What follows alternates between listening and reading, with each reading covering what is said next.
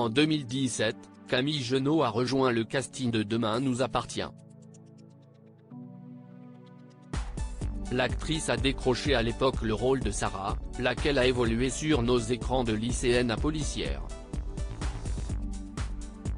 Du côté de sa vie privée, Sarah forme un couple très amoureux avec Roxane, jouée par Raphaël Volkov. Leur duo est même devenu l'un des plus emblématiques de la série quotidienne au fil du temps. Et les choses avancent bien entre ces deux personnages qui se sont dit oui lors d'un épisode et qui ont récemment accueilli leur premier enfant, avec Bart, alias Hector Langevin. Pas de quoi toutefois donner des envies de pouponner à Camille Genot. Pas du tout. Je suis incapable de me projeter dans cette réalité-là. Ça me fait même un peu peur, la perspective d'être maman un jour, a-t-elle reconnu dans Téléstar, dont le dernier numéro est paru le 20 février 2023.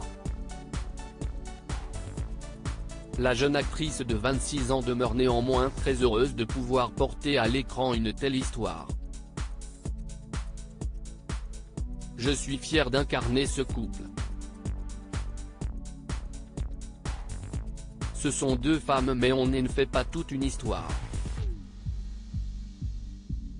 Et puis, quel bonheur d'avoir Raphaël comme partenaire. J'ai énormément appris à ses côtés, elle a une telle aisance dans la comédie, a-t-elle confié pour nos confrères.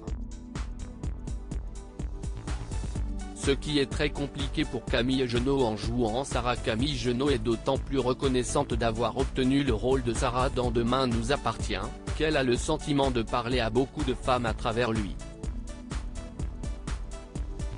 Lors d'un entretien avec Pure People. Elle révélait en effet recevoir régulièrement des messages de remerciements et autres témoignages. Une vague d'intérêt parfois un peu déboussolante.